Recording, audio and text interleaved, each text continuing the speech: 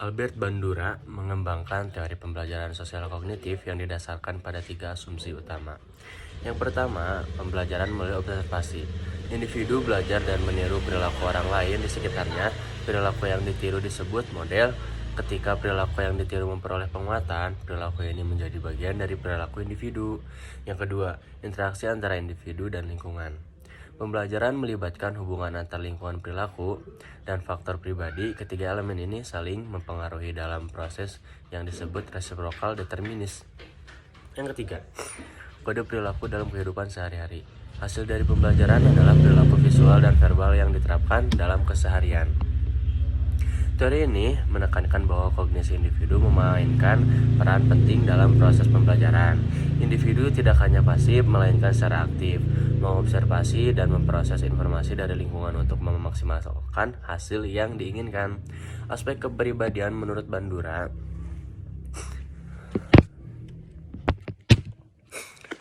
Lalu ada aspek kepribadian menurut Bandura. Yang pertama, sendi sistem diri, self-system. Struktur kognitif ini mengarahkan regulasi perilaku melalui evaluasi dan persepsi diri. Yang kedua, regulasi diri. Individu memotivasi dirinya sendiri dengan menetapkan tujuan dan menggunakan strategi proaktif dan reaktif. Yang ketiga, efikasi diri.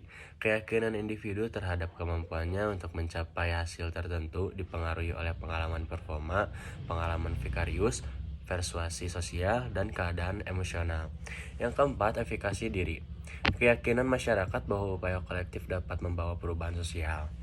Proses observasional learning melibatkan 4 tahap: perhatian, retensi, reproduksi, motorik, dan motivasi.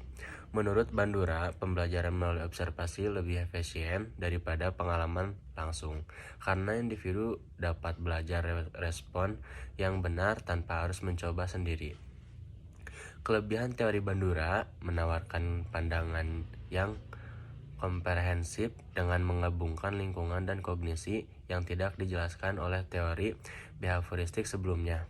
Teori ini berfokus pada proses empiris perkembangan anak melalui interaksi sosial dan kognisi.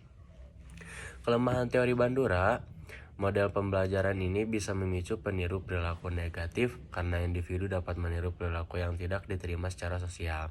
Kesimpulan dari teori pembelajaran sosial kognitif Albert Bandura adalah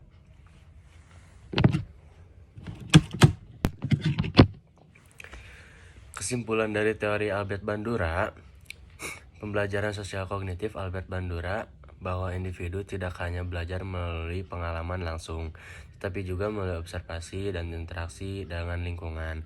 Teori ini memperkenalkan konsep reciprocal determinis yang menunjukkan bahwa pembelajaran melibatkan interaksi antar faktor pribadi, perilaku, dan lingkungan. Bandura menekankan pentingnya kognisi dalam proses pembelajaran di mana individu secara aktif mengamati dan memproses informasi untuk mencapai hasil yang diinginkan.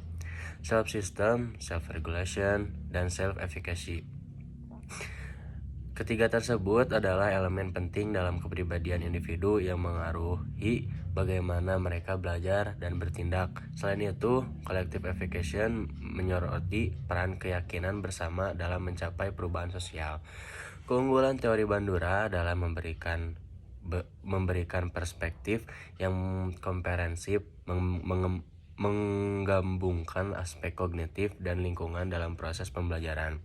Perbedaan dari teori behavioristik yang hanya menekankan perilaku yang diamati, namun kelemahan teori ini adalah adanya potensi peniruan perilaku negatif yang mungkin tidak diinginkan secara sosial. Terima kasih.